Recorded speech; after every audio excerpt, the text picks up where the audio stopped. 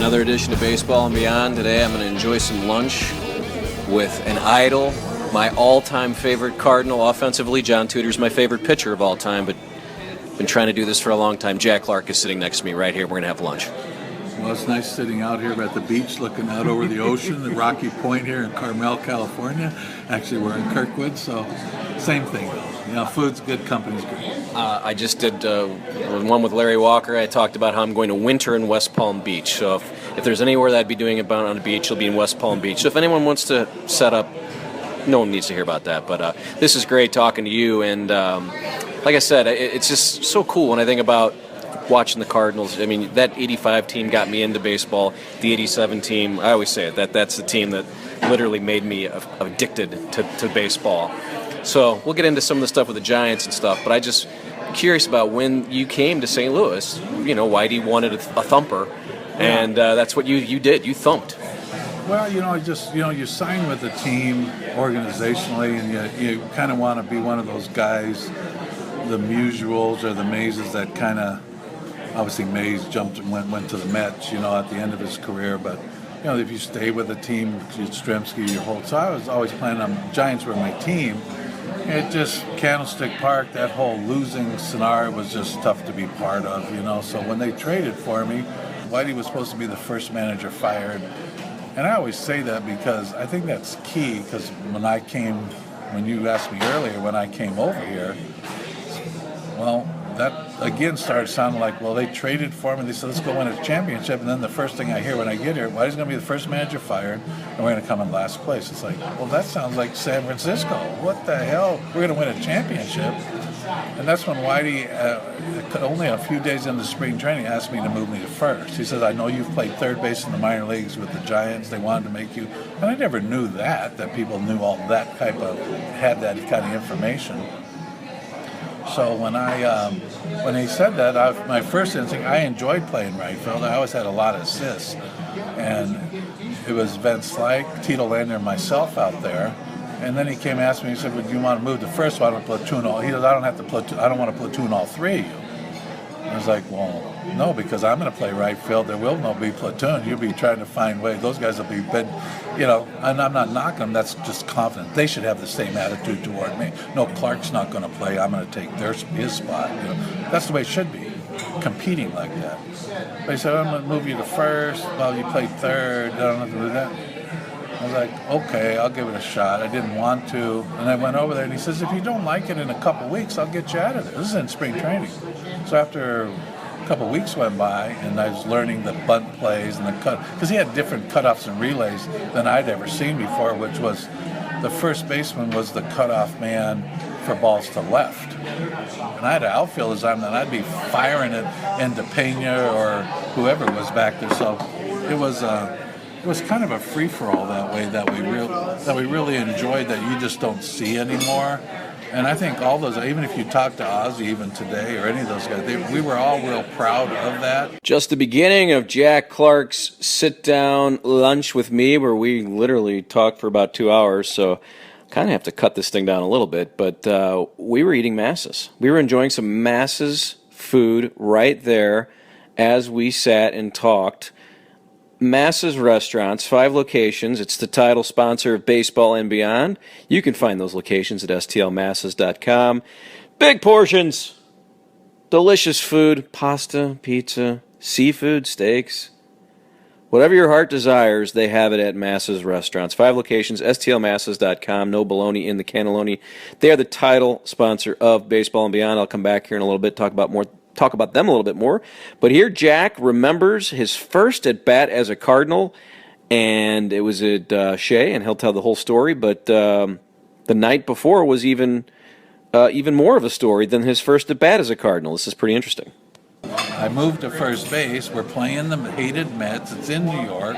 It's opening day. They got a good team now. They got Hernandez and Carter and Strawberry and Gooden and Darling and Fernandez. I mean, Howard Johnson. They had a really good team, Kevin McReynolds was the center fielder and right fielder in San Diego, and now he's playing left. And that's pretty good when you can move a guy like that, So I had that incident at the hotel. I had a message on my phone from some young lady wanting to come over and all that. I mean, it was still pretty early, and I left a message back, that hey, I'd like to say hello. I didn't know who she was or whatever. But then I get a knock on my door an hour later from two big guys, one smaller guy and one big, huge guy, both wearing this cold, long overcoats, pounding on my door. I had a door that had a corner room that had like a little hallway where the front door was in New York. And then you went around the corner and then it opened to the bedroom and the bathroom was back there.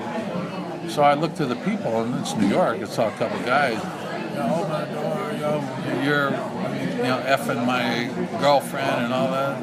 It's like, F you, get out of here, blah, blah, blah. So 15, 20 minutes later, they came back with a security on it, big old dude, for the hotel. Mr. Clark, can you open the door so we can straighten this out? So because he was there, I opened it. As soon as I opened it, this guy jumps through the door at me. And so we're kind of tussling just for a second, but he's a lot smaller than me. There's like a little credenza table there with a lamp and everything. So I kind of picked him up and slammed him on that and cussed him out. And the other big guy that was there just stood outside. And he got into the whole thing about my girlfriend. I said, hey man, it's a mix up. I don't know your girlfriend. I had a message on my phone when I came to my room from that number from this person. So you got an issue you got with her. Oh man, blah, blah, blah, blah. So he keeps going. He keeps trying to put, so having to be my attorney, Tom Rich, was in town at the time for opening day. I had some meetings with the Players Association or whatever. And so I call him up, tell him what happened. And this is, it's almost 11 o'clock. Opening days, the next day's a day game. The bus is leaving at 9 o'clock or whatever to go to Flushing from Manhattan. And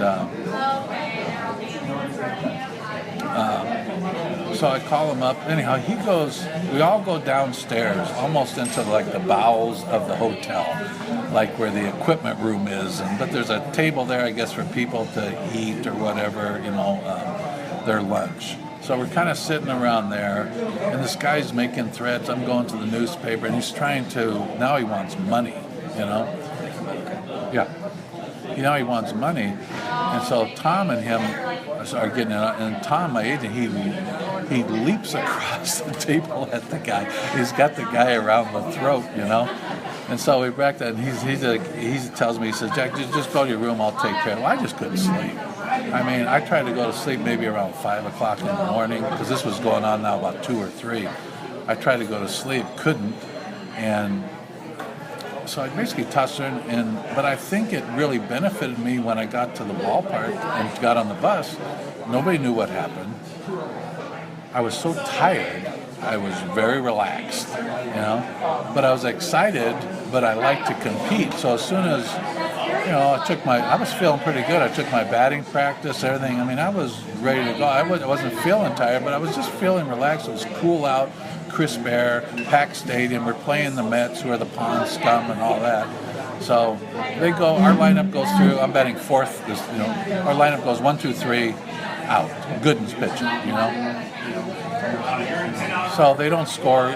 They don't score in the box. So I'm leading off the next inning, and Gooden throws me a fastball. I don't think it wasn't first pitch. Throws me a fastball. I think it was with 2 strikes, and I took him deep. It was a line drive to left center, one of the best, hardest balls I ever hit. And it couldn't come at a better time, because for me, it was kind of like I'm running around the bases going, if everybody only knew what it took for me to get to this point, from going from right field to first to opening day with what happened last night in New York, of all places, where news would be a big deal, and to take him deep. But what it did, it set the tone for our team a little bit with Keith Hernandez and all the guys they had over there, that this team with their defense, whether you got Doc Gooden, stacked lineup, guys that hit lots of home runs, and that future Hall of Famers and everything else, you're going to have to deal with this Whitey, Herzog, Whitey Ball team.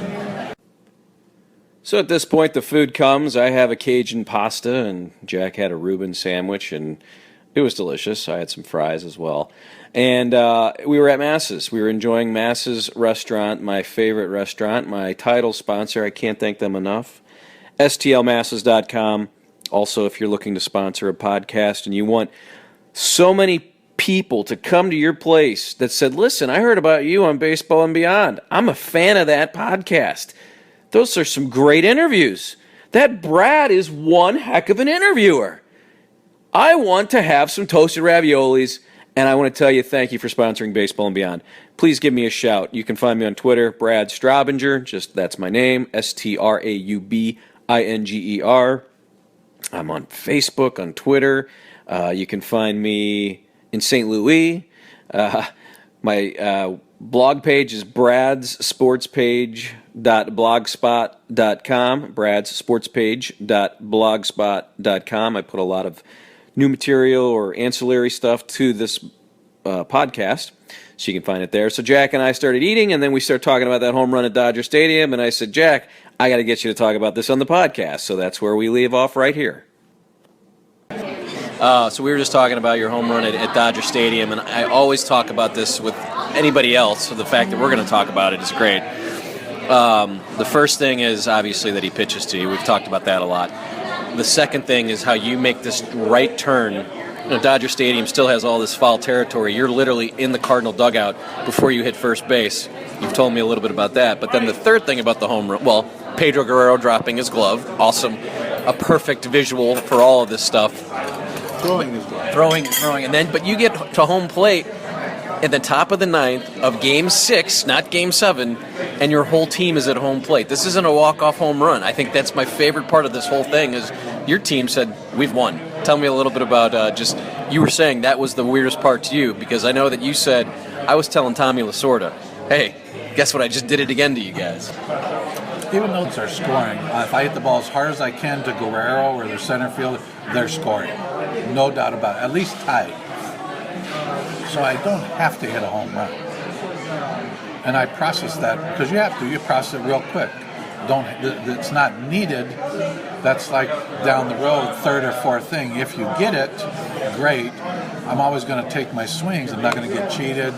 Get my 3 good swings in, So I'm all ready, but the base is open. And I'm thinking to myself, quickly, and I mean quickly, like in about 100th of a second, is it going to walk me? Is it going to pitch around me? Are they going to put their arm out and try to act like they're putting me on and then try to get a quick strike on me? Blah, blah, blah, blah, blah. Screw it.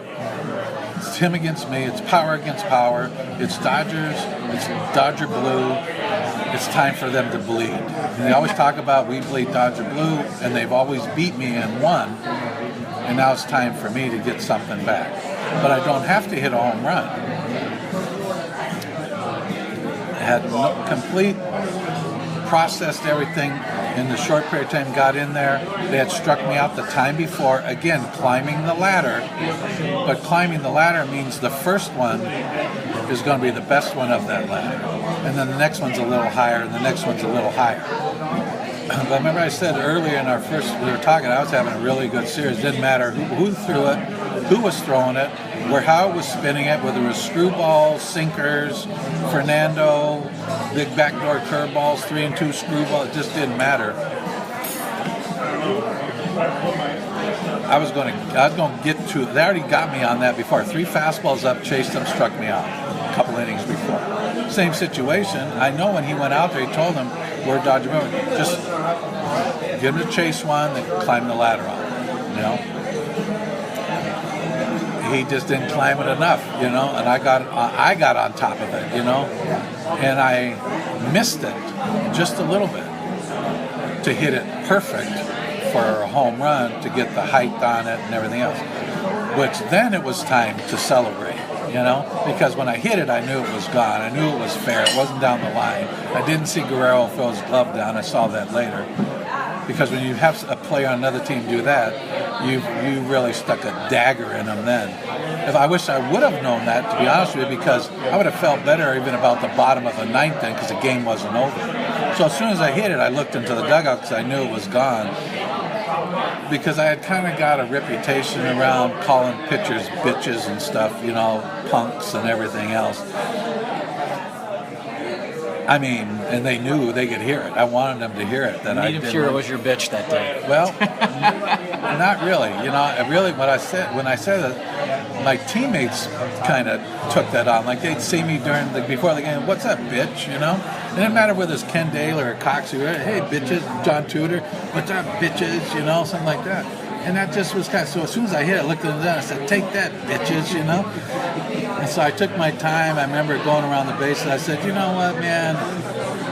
All that Dodger blue, we bleed Dodger blue, trying to show me up again, you know, pitching to me like I'm some Joe Bag of Donuts, no good, nothing, you know, from the old Giant days that you ruled. But now I'm a Cardinal, and this is a different team, and this is a team with history and winning, and they won in '82. It's not like they came from New York and it's been forever and they haven't even got to the playoffs. They won the World Series, and we got an owner in Gussie Busch and fans and everything else.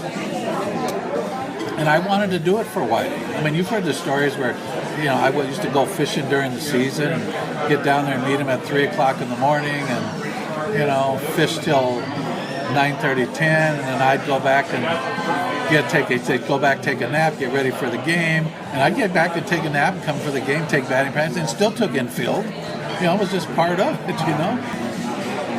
And I didn't like Sosha. I hated Sosha. I mean, I tried to kill him earlier. You know, hit him in the throat, knocked him out.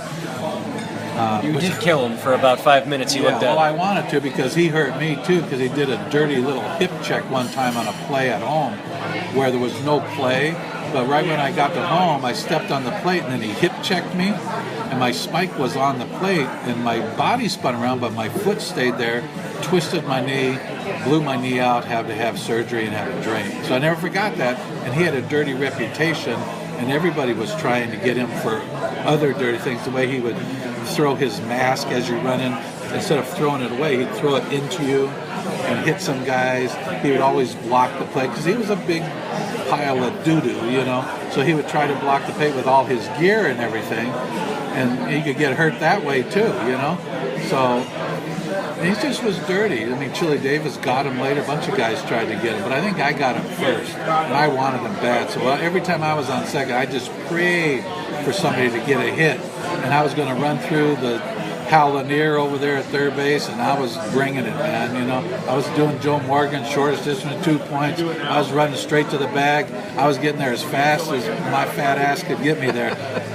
He held on. He was suspended. He was up in the air with that ball, and he was hung out to dry. And I could have slid, but there was no way I was going to slide. And I hit in the midair with my elbow right in his throat as hard as I could, you know. And I remember Tommy Hurt coming over, like waving to the dog, like come out, like he's turning purple, he's swallowing his tongue. And they took him to the hospital. And I actually talked an interview when I was doing a radio show here in State when the Angels came to play. He was gracious enough to come do the interview, as long as I didn't talk about the collision at home plate, you know, which was fine. So anyhow, he's back there. I didn't like him. And I never liked those teams from before that they had. Garvey and those guys were gone. You know, now it was Marshall and, you know, Steve Sachs, you know, those guys. It was just a different group. Shelby was in center field. Renicky. I think of a third baseman too. Who was there? Wasn't around to say at that time. No. It was, I think Bill Madlock was there, so he was a big dude. He could have been there. Yeah, it was a good deal. He was an ex-teammate from San Francisco, also. You know, so anyhow, I took that turn. I think I ran out to right field almost. I felt like I did. I wanted to. And then I came back, touched second. When I hit touch second, I didn't quite go to third. I kind of touched second and kind of went out to shortstop a little bit because I'm getting closer to their dugout. And I wanted all of those Dodger players and Lasorda just to like go, did I make the right decision? I mean, I really wanted to rub it in like I got you. And I really didn't hit home with me, like you said, till I got to third. I hit third. Hit Hal Lanier's hand, and I kind of made a big turn there, still taking my time. It's definitely the slowest trot I ever had. But I never really wanted to show up pitchers, but I really wanted to show up the Dodgers right then for a lot of reasons. And when I came around and then I saw all the players at home plate, I was like, this is only the top of the ninth. The game's not over. But hey, since you're here, and I actually reached over because we had a bunch of little guys, and I actually reached over everybody, and Danny Cox was kind of reaching over everybody with both hands, and I reached over and hit him first because all the other guys were little. Vince was out there on one leg jumping around and everything else. And we're going to the World Series, and you're not. In your ballpark, when you had the lead, and you just took it. It was a good game because that game was going back and forth. And so it was a lot of with the history in the team. And I always remember, I love Jack Buck's call, and I love the call also by Vince Scully. Clark a chance to redeem himself after striking out in the seventh. The Dodger right-hander is set, and here's his pitch to Jack Clark. Swinging a long one into left field. Adios, goodbye, and maybe that's a winner. A 3-run homer by Clark, and the Cardinals lead by the score of 7-5, and they may go to the World Series on that one, folks. That call, courtesy KMOX Radio. Oh my goodness, that call gives me chills. I remember where I was. I was, 1985. I would have been 9 years old. I was with my father. We were getting records. We were at Baptist Church Records because, as my dad was wont to do, he figured they had lost that game and we were going to have to watch Game 7. So he said, screw these guys. Let's go see, let's get some records. He was a wedding DJ. So we were at Baptist Church Records, and we watched it on a little TV there. And that was exciting. It seemed like to me when I was a kid, Jack Clark hit a home run every day. When you're a kid and a guy hits 22 home runs, it feels like he hits one every day. If you look at his 1987 stats, 1987, which we didn't get a chance to talk about, I did want to mention that Jack and I talked for 2 hours, so I had to take some stuff out, and hopefully we'll have another conversation and maybe get into 87 with him and some other stuff. But I think by the All-Star break, he had 36 home runs and 87 RBIs, or 31 home runs and 87 RBIs. It's one of the most overlooked first halves in Cardinal history, in my opinion, because he kind of got injured at the end there. But always love spending time with Jack Clark, and always love talking about Massa's, my favorite restaurant, my title sponsor. Once again, Massa's Restaurants. We really appreciate them being the title sponsor. 5 locations, massasstl.com. You can find those locations and the menus and everything else about Massa's. And once again, if you're looking to get some pub here on Baseball and Beyond and help get your business some more clicks, some more visitors, some more people buying your product, just give me a shout on Twitter. Brad Straubinger's my name. You can find me on Twitter. You can find me on Facebook. You can check out my blog page, bradsportspage.blogspot.com. And I would love to have more sponsors. It's fun doing this. I hope everyone enjoys these interviews. I took a little summer hiatus there, but we're back. We're doing more interviews. Big guests still to come throughout the rest of the summer and into the winter. Appreciate you listening. This has been another edition of Baseball Beyond, and we'll talk to you soon.